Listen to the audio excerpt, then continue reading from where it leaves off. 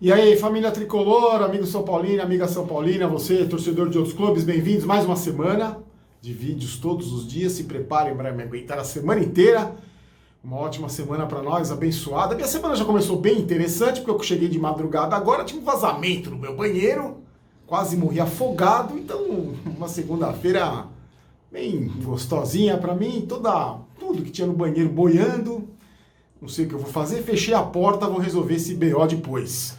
Vamos lá, queria começar agradecendo você, a sua participação nos últimos vídeos aí. Eu sei que visualizações estão sendo poucas, a audiência é menor, que é normal, né? A gente está tudo parado aí.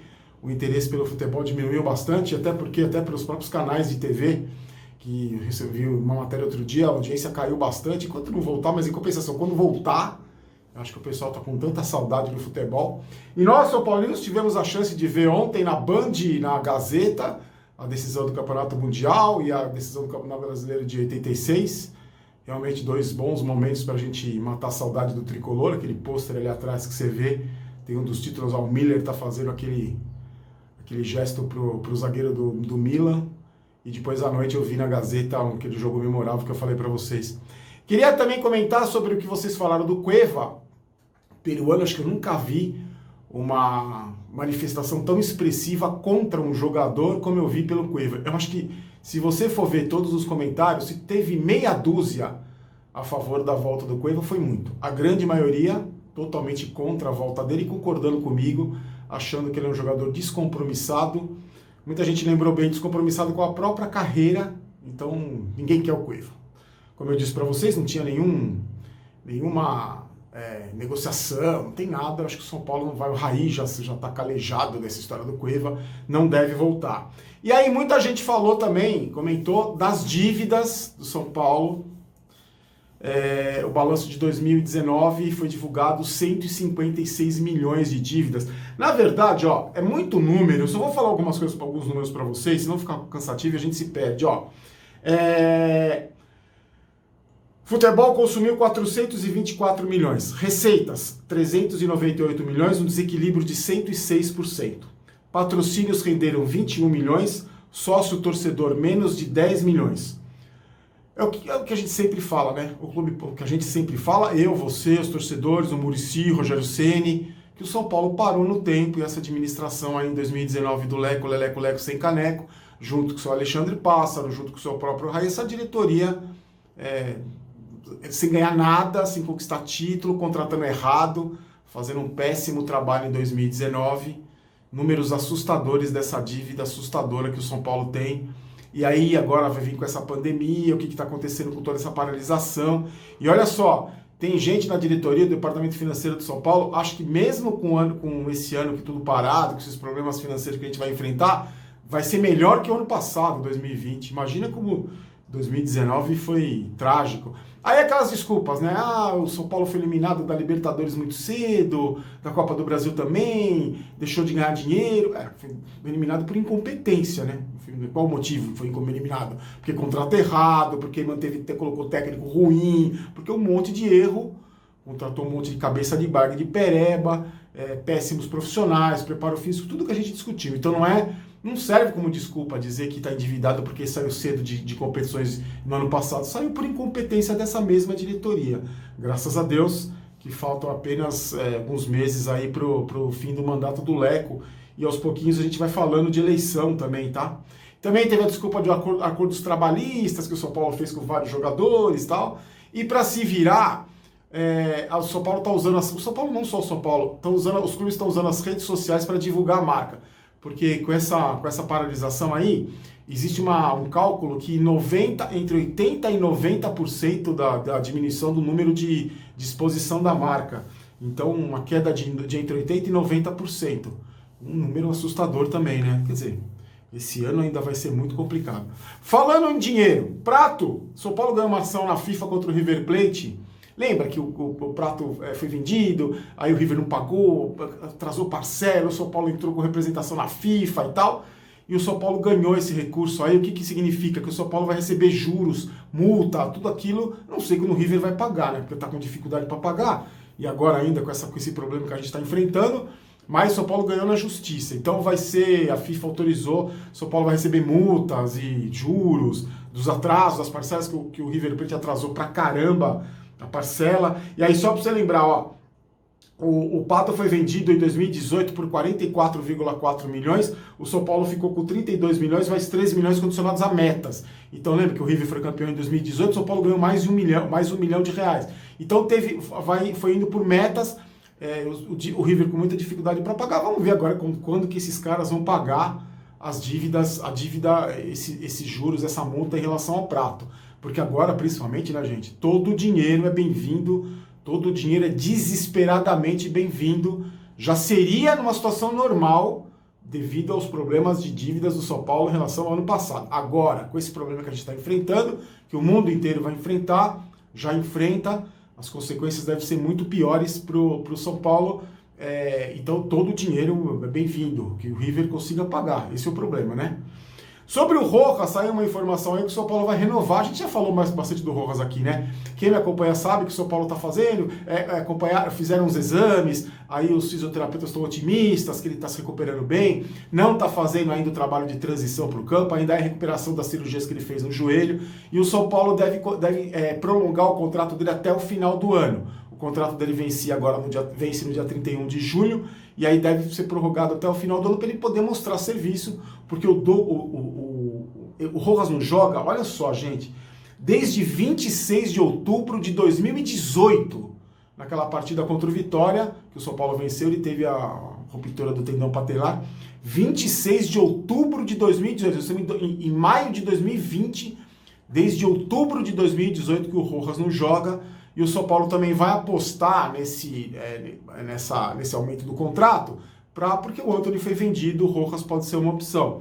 Eu torço muito, muita gente acredita que o Rojas não volte mais no mesmo nível, que ele vai voltar com o nível... Eu também acho uma incógnita, eu não sou médico, né? É difícil você falar, ele não é mais criança, ele já não é tão novo, então até recuperar, então se for vai ser pro final do ano, se bem que agora a gente não sabe o que vai acontecer, mas...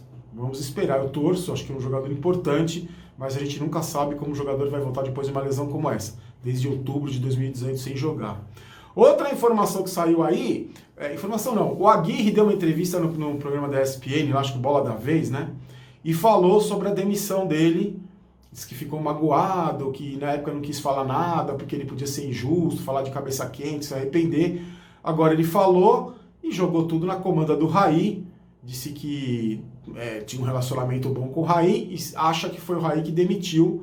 E se não foi o Raí o Aguirre não sabe o que o Raí está fazendo lá. Realmente o Raí tomou a postura de demissão do Aguirre faltando 5 rodadas para o final do Campeonato Brasileiro, depois daquele empate com o Corinthians, lembra?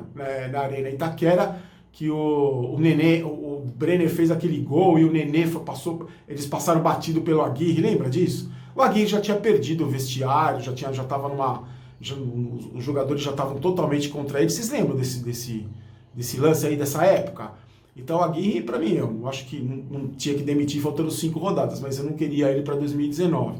E o Aguirre se mostrou bem chateado em relação ao Raí.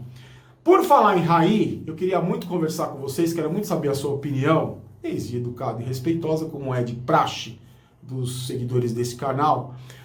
O Raí, você viu, se envolveu numa polêmica danada, porque o Raí fez uma entrevista pela internet para o Globoesporte.com e fez duras críticas ao presidente Jair Bolsonaro, pediu até a renúncia dele, principalmente pelas medidas, pela postura do presidente da República em relação ao período de quarentena. O Raí foi muito duro, criticou muito, e no mesmo dia o Caio Ribeiro, o ex-jogador de São Paulo, comentarista da Rede Globo, criticou a postura do Raí, dizendo que ele tinha que falar só sobre futebol e tal. E essa postura, segundo informações, pegou muito mal para o Caio dentro da Rede Globo, que as pessoas não gostaram dele comentar. Pegou mal para o Raí em alguns setores do São Paulo. A torcida se dividiu, muitos sendo a favor do que o Raí falou, outros sendo contra, dizendo que ele tem que se preocupar com o futebol apenas. Gente, eu vou dar a minha opinião aqui.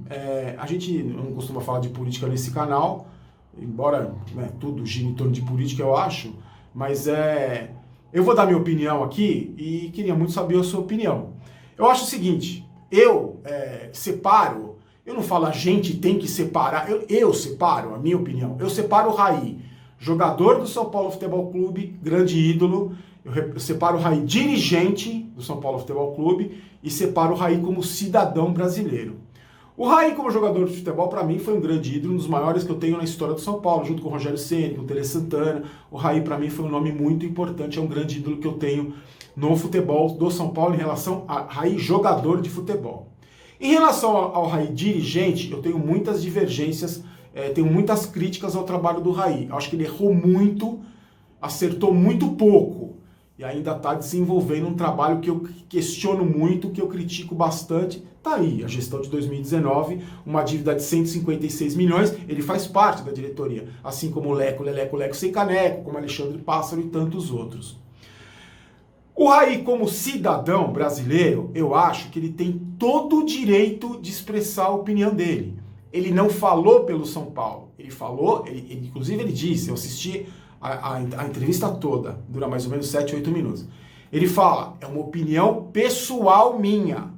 A posição do São Paulo Futebol Clube é a seguinte, o São Paulo não tem pressa para o retorno ao futebol, o retorno do futebol.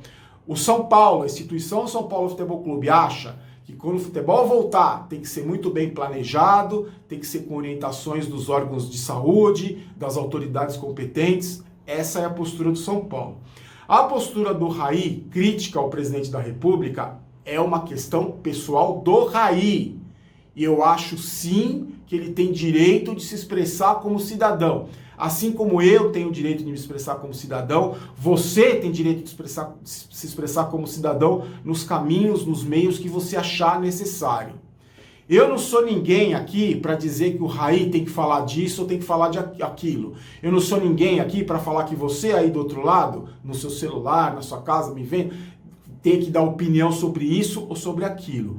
Aqui é um canal sobre futebol, sobre o São Paulo Futebol Clube, mas nada impede que a gente fale sobre outros assuntos. Como eu defendi aqui, continuo defendendo o isolamento social. Sabe por quê? Não sou eu que defendo o isolamento social, não sou eu que defendo quem puder ficar em casa. Quem defende são as autoridades de saúde, a Organização Mundial da Saúde, são cientistas, pessoas preparadas que estudaram a vida inteira isso, e acham que a gente tem que ficar em casa, porque a vida da gente só vai voltar ao normal se a gente ficar em casa.